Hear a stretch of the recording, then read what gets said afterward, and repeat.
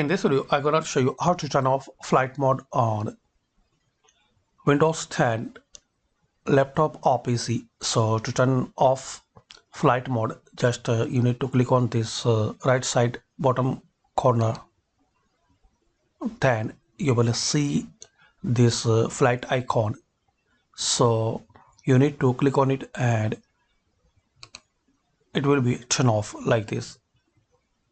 It will be gray out.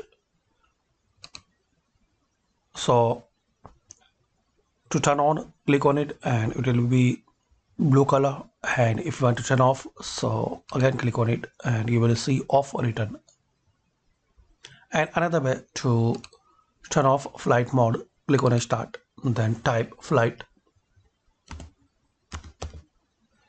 You will see this option, turn flight mode on or off, so click on it. Here you need to select off position. If you want to stop and turn off flight mode, so select it to off position. That's it. So like this you can turn off and disable and stop flight mode on your Windows 10 laptop or PC. Hopefully you like this video. Thanks for watching.